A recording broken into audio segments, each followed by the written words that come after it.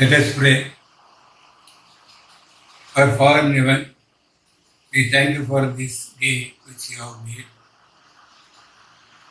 Lord, open our ears to hear your words about Trinity. Lord, open our heart to the faith in Triune God. Lord, open our eyes to see the wonderful things out of the Lord. We ask you in the name of our Lord Jesus Christ. Amen. Dear brothers and sisters, I greet you in the name of our Lord and Savior Jesus Christ. Last Sunday, we celebrated Pentecost Sunday. Today, this Sunday, we celebrate Trinity Sunday. The topic is Worship the Triune God. What is worship? It is an act of reverence, the feeling of deep respect, love and fear. Matthew 4:10, Jesus said, "You shall worship the Lord your God." So we are called to worship God. There is a call for worship in Psalm 95:6. Come, let us worship and bow down. Let us kneel before the Lord. Similarly, in Psalm 96:9, worship the Lord in the beauty of holiness, because the Lord is holy. What is Trinity or Triune God? There is no such word in the Bible. But in the Bible we see there is one God and three separate and distinct persons in the Godhead. That doesn't mean there are three gods. There are three separate ones in the Divine Trinity, and they are also one in unity. They never contradict one another. No one is dominating the others. Their thoughts and actions are in unison. This is we are going to see today. First one, Trinity in creation of the world. Genesis 1:1. In the beginning, God, that is the Father, created the heaven and the earth. Verse 2, the earth was without form and void. Darkness was on the face of the deep. The Spirit of God was hovering over the face of the waters. Verse 3, then God said, let there be light, and there was light. So that light, that word is Jesus. So we see the three persons in the first three verses. John chapter 1, 1 to 3. In the beginning was the Word, and the Word was with God, and the Word was God. So the Word denotes Jesus. He was in the beginning with God. All things were made through Him, and without Him nothing was made that was made. Ephesians 3:9, God created all things through Jesus Christ. Colossians 2:16, by Him all things were created that are in heaven and that are on earth, visible and invisible, through Him and in Him. Hebrew 11:3, by faith we understand that the worlds were framed by the Word of God, that is, Jesus. 1 John 5:7, there are three that bear witness in heaven, the Father, the Word, that is Jesus, and the Holy Spirit. These three are one. From this sentence, we frame the word Trinity or Triune. Genesis 1:26, then God said, let us make man in our image. As and our are plural. As we have seen, verses 1 to 3, they denoted the Father, Son, and the Spirit in the Genesis first chapter. Then, second one. In Old Testament prophecy, we see Trinity. Isaiah 48:16. The Lord God and His Spirit has sent me. That me is Jesus. Then verse 17. Thus says the Lord, your Redeemer, the Holy One of Israel. Redeemer is Jesus, Holy One in Israel. So that are all Jesus. In the third example, at the time of baptism of Jesus, we have the proof of Trinity. Matthew 3:16. When Jesus had been baptized, heavens were opened. He saw the Spirit of God descending like a dove and alighting upon him. Verse 17. A voice came from heaven saying, This is my beloved Son, in whom I am well pleased. That voice is from God the Father. And fourth one, the great commission of Jesus to baptize who believes in the name of the Father and of the Son and of the Holy Spirit.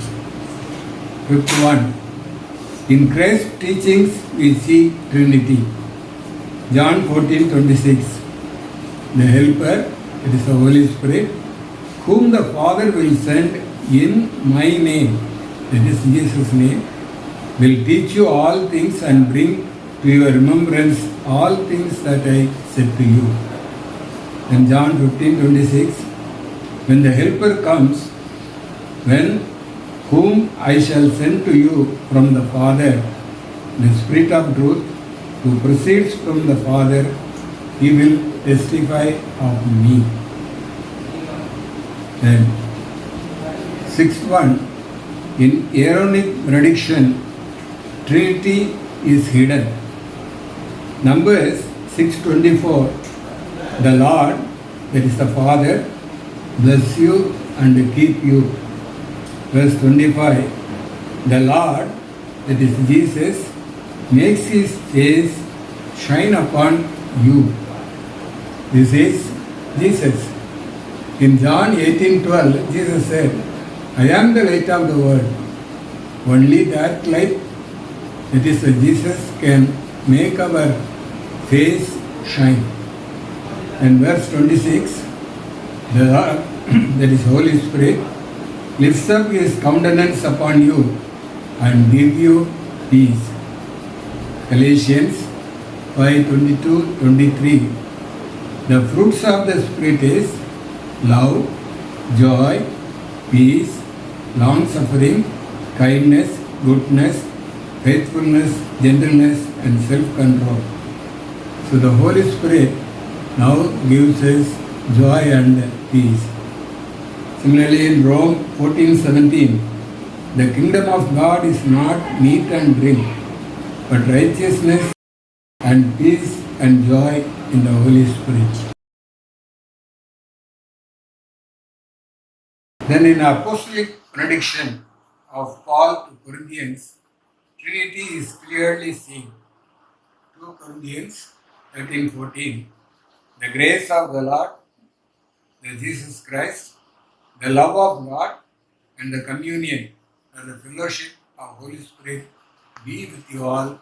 Amen. And seventh one, the apostolic teaching of St. Paul to Galatians, Holy Trinity is clear. Galatians chapter 4, 4-6. But when the fullness of time had come, God sent forth his Son, born of a woman, born under the law, to redeem those who were under the law, that we might receive the adoption as sons, and because you are sons, God has sent forth the Spirit of his Son into your hearts, crying out, Abba, Father. So the teaching of St. Paul to Galatians is clearly stating God, the Son, and the Holy Spirit. And eighth one, in apostolic greetings of St. Peter, in his first epistle to the elect, that is the Christians, you can see triune God. 1 Peter 1:2. According to the foreknowledge of God the Father, in sanctification of the Spirit, for obedience and the sprinkling of blood of Jesus Christ. So here he is giving the foreknowledge of God the Father, sanctification of the Spirit, and the sprinkling of the blood of Jesus Christ. Then lastly, I would like to quote 2 John 10 and 11. If anyone comes to you and does not bring this doctrine, that is the doctrine of Trinity, do not receive him into your house, nor greet them, for he who greets him shares in his evil deeds. Beware of false teachers, false preachers, and false prophets. So I would like to share one incident which happened in my house. One day, 3 elderly persons knocked the gate, and seeing them, I requested them to come inside and made them to sit on the sofa. I was standing there. Then I asked them, "What's the matter, sir? Please." They said, "We have come from the Jehovah's Witness Church." And at once I told them, "Please get up, sir. Go out. If you want to talk about this matter, first go and study the Gospel of St. John, the epistles of John 1, 2, and 3.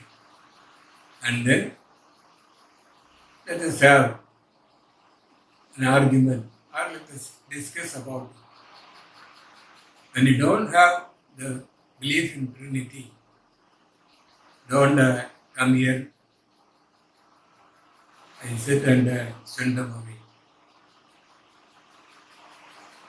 So if anyone is coming into your house and bringing the news against Trinity, as John is stating in his epistle, never greet them.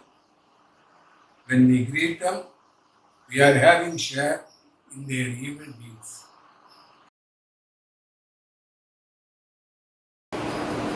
So what we have learned today, worship only the Lord God. There is one God, but 3 separate and distinct persons in the Godhead. We see Trinity first in the creation of the world, second in Isaiah's prophecy, third at the time of baptism of Jesus, fourth in the Great Commission of Jesus, 5 in Christ's teachings, 6 in apostolic benediction, 7 in apostolic teaching of St. Paul to Galatians, and 8 in apostolic greetings of St. Peter to Christians. So don't greet anyone who teaches against Trinity. Let us pray. Our Father in heaven, who is the maker of heaven and earth, the triune God, we thank you for giving us faith in Trinity. Lord, open the eyes of the people who do not believe in Trinity. Lord, protect us from the doctrine of devil through the false preachers, false prophets, and false teachers. We ask you in the name of our Lord Jesus Christ. Amen. May God bless you all. முகவரி இயேசுவின் துதிச்சக்கர ஊழியம், number 4, labour கிணறு, 3வது தெரு, ஆதம்பாக்கம், சென்னை 88. எங்களை தொடர்பு கொள்ள வேண்டிய தொலைபேசி எண் 9841298464. எங்களுடைய இமெயில் முகவரி pragasham1941@gmail.com.